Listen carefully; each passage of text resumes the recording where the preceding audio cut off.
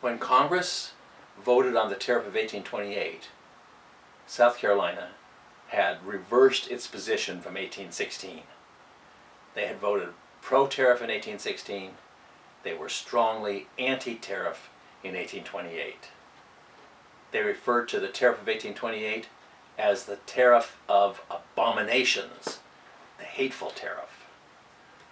The leading politician from South Carolina, John C. Calhoun, who was the vice president at the time, wrote anonymously a document called the South Carolina Exposition and Protest, which was adopted by the state legislature of South Carolina. It was done anonymously because I said Calhoun was vice president at the time, but he's writing this document that the state legislature adopted denouncing the tariff. And they claim that the tariff is unconstitutional. Now, there's a logic here that you have to follow a little bit. It's kind of a stretch. The Constitution clearly authorizes Congress to pass tariffs. If you adopt a strict construction view of the Constitution, which had always been the standby of the states' rights argument and of opponents of strong federal government, you adopt the strict construction idea. But even under strict construction, the tariff is mentioned in the Constitution. It's one of the powers that Congress has in Article 1, Section 8. But what Calhoun argued, and what South Carolina is now going to adopt as its official position, is that the tariff can be used only for revenue. The Constitution only allows a tariff for revenue. And what we're talking about here, 1828, is a tariff for protection. And the South Carolina argument is that the tariff, as it's being passed in 1828, is designed to protect northern industry. It's benefiting the North, where most industrialization still was, since South Carolina had decided not to industrialize. So industrial establishments are all in the North, and the argument is the tariff protects the North, but it punishes the South because it reduces demand for our cotton exports from England to England. So the charge is that the tariff violates the Constitution, that it's unconstitutional, and South Carolina is saying we as a state legislature have the right to declare it unconstitutional. Now, this is an argument that we saw back in 1798 with the Kentucky and Virginia resolves, in which those state legislatures declared the Alien and Sedition Acts unconstitutional.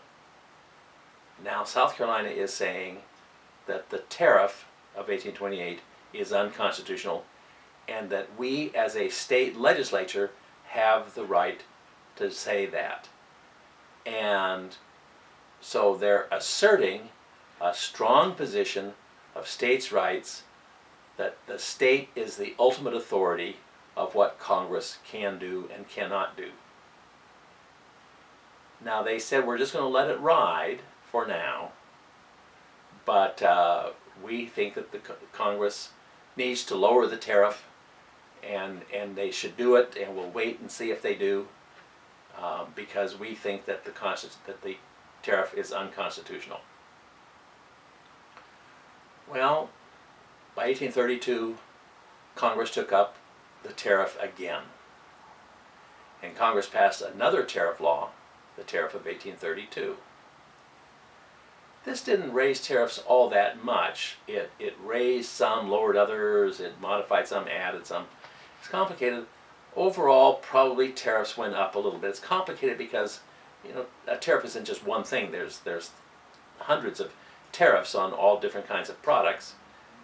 So it's a little hard to say, but the general effect of the Tariff of 1832 was that it raised tariffs over the 1828 level, over the so-called Tariff of Abominations. Well, Congress then had failed to lower the tariffs as South Carolina had hoped, and that pushed them over the edge. A majority of the state legislature in South Carolina voted as a special session to declare the tariff unconstitutional. They said it would have no effect in South Carolina. It would be null and void within South Carolina. Null and void means it has no effect. So this is called nullification. They are nullifying the tariff of 1832. They're saying that that federal officials, the Treasury Department employees who collect the tariffs, the Treasury Department has revenue agents at every port in South Carolina, Charleston, but there are several other ports, and there's revenue agents. I mean, this is the way the government works. Our Treasury agents who go aboard a ship when it comes in and assess the tariffs and collect the money and pass it on to their administration. The South Carolina law said that those agents of the federal government would not be allowed to do their work in South Carolina. And if they attempted to do that, if they attempted to collect the tariffs at South Carolina ports, they would be arrested and jailed under South Carolina law.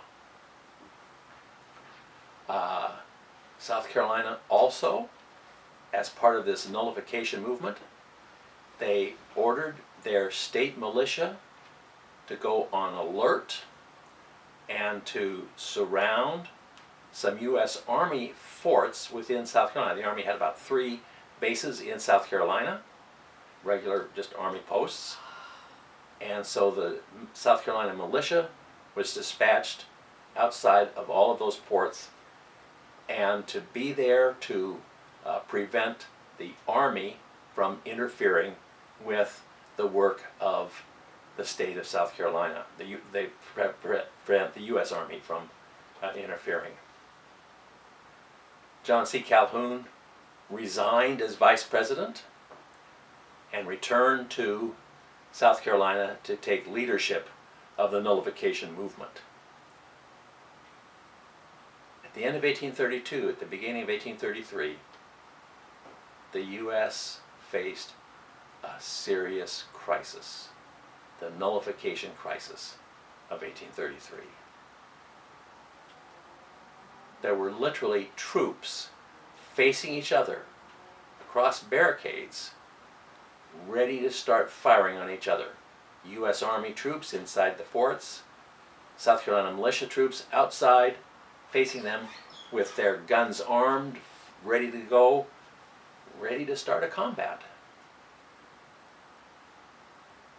Everybody is waiting to see what the president is going to do about this. They're waiting to see what Andrew Jackson's reaction would be to this. Well, this whole nullification crisis is based on the idea of strict construction, states' rights, limited federal government, the whole traditional Republican Party position, which has become the Democratic Party position. Jackson has presented this with his veto of the Maysville Road, his veto of the Bank of the United States. He hasn't done it yet. He's going to start his campaign to destroy the bank by removing federal deposits. He is an advocate of that whole position of states' rights and limited federal government and the whole constitutional theory that the United States is a federation of states. That's where he is. So he is on the side of South Carolina and nullification. Jackson made a very key point at a dramatic setting at a social function at the White House, where there was some sort of a ball, and Jackson offered a toast which gave away his position. And his toast was to the Union.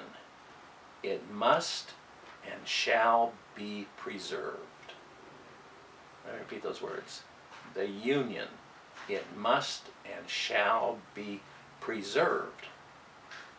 In other words, he's not accepting nullification. And as a matter of fact, in his actions, he made very clear that he would not tolerate would not in any way accept nullification by South Carolina. It contradicts his whole position that we've seen. I've tried to paint him as this advocate of states' rights and the classic states' rights position. And here he is threatening to go to war to prevent a state from asserting its right to nullify an act of Congress. He ordered the American Army bases in South Carolina to be reinforced. He sent down additional troops to join those who were there, built up their supplies and so forth. He denounced the whole idea of nullification as unacceptable. He encouraged people in South Carolina to continue to resist it. South Carolina, I've been talking as though South Carolina was just one thing. Well, like most states, it had both pro-nullifiers and anti-nullifiers. Certainly the pro-nullifiers had a majority in the state, in the legislature and so forth, but there were anti-nullifiers. There were people who were opposed to what the state was doing. There was a minority in the state. Jackson encouraged them, indicated that he was on their side, and urged them to continue their efforts within the state simply to try to gain greater support within the people of the state and to reject where the majority was leading them with nullification. He asked Congress to pass what was called the Force Bill, which would enable the military to collect tariffs. The standard way for collecting tariffs was that, you've got the Treasury Department and you've got Treasury employees that are civilians, they're just revenue agents for the Treasury Department. They're the people who are actually doing the collecting. But he asked Congress to pass what was called the Force Bill, which would enable him to use the military, the Army and the Navy, to collect tariffs if South Carolina prevented the civilian agents of the Treasury Department to do their jobs. So there's a real crisis there. And Jackson has surprised everybody. South Carolina thought that he would support them. And he's got a record of opposition to the strong federal government. He's got a record of supporting states' rights in his veto of the Maysville Road, in his campaign against the Bank of the United States. They expected him to support them. And so they were a little surprised when he didn't. And it's important to understand why he's not consistent here. I mean, it looks like he's betraying himself. Well, let me suggest to you that I've sort of been misleading you here. I haven't been telling you the whole story as to why, for instance, he vetoed the Maysville Road and the Bank of the United States. He really doesn't care about the Maysville Road. What he cares about is his political party. He's a politician. And his political opponent was Henry Clay. And Henry Clay was from Kentucky. And the Maysville Road would benefit the economy of Kentucky. And then that would work to the political advantage of Clay. Clay could go to his voters and say, hey, look, I got this Maysville Road. We're building this road. We created all these jobs. We're creating all this economic growth. This is very positive. I'm a great representative. Re-elect me. The congressman for Lexington, the city that's going to benefit, was Henry Clay. That was in his district. So Jackson doesn't want him to get any political credit, so he vetoed the Maysville Road. But he vetoed it for political reasons, not because of constitutional reasons. Similarly, his opposition to the Bank of the United States was based on his belief, which was not correct, but he believed that Biddle of the bank was supporting Clay and the Whigs. That Biddle was using the substantial resources of the Bank of the United States for political motives, anti-Jackson political activity. He was convinced that Biddle is part of this whole campaign to reduce his political strength, working with Biddle, working with Clay and John Quincy Adams and the bad guys of the Whig Party who had denied Jackson the presidency. And he was out to get them. And when he's taking money out of the Bank of the United States, he's putting it into what are sometimes called pet banks. He's putting it into banks that politically are supportive of him. This is a political measure. It's not that he's constitutionally opposed to it. He just wants to get the political support of the bank's resources for him instead of for Clay. As a matter of fact, he really doesn't know much about the political theory. He was not a political scientist. He was not a constitutional theorist. He actually had some friends who were attorneys write his veto message because he said, find some reason why I should veto the bank. And so they looked at the reports and they did the report. He didn't know anything about it. He doesn't care about it. He just knows he doesn't like the bank because he thinks it's politically opposed to him.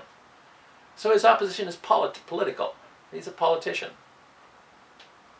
But there are certain points beyond which he won't go. He will not accept nullification.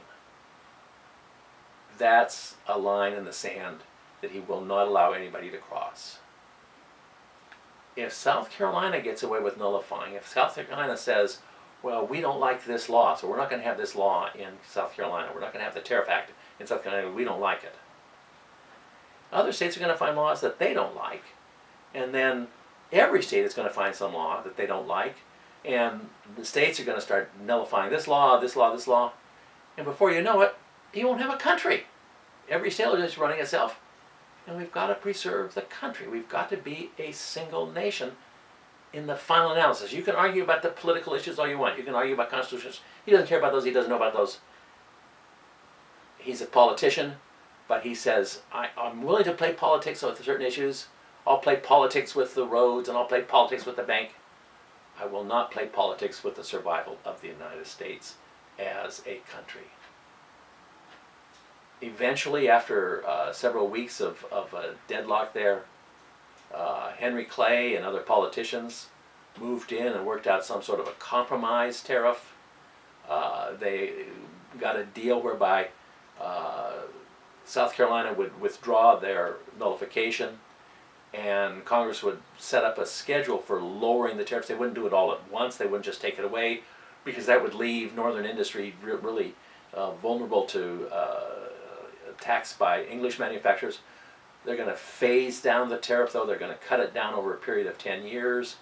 And that was acceptable to both North and to South Carolina, so a compromise tariff was passed, and the crisis was averted. And we went on with our business. But the issue is still there. The issue remains, what are we going to do about the fundamental question that I've been stressing, has been there all along? Are we a single nation or a federation of states? And we've just sort of patched it up. South Carolina still believed in nullification. They still believe they had the right to do it. They've just agreed not to do it, but they still think, as a state, they do have that right. The members of the Whig Party, the Nationalists, still say they don't. But we've worked out a compromise to get around the issue, so we don't have to confront it. But the issue is there, and it's going to come back to haunt us. So I'll take that up with next week's issues. I've got a couple of loose ends to talk about, and I'll do that for the work in next week's lectures.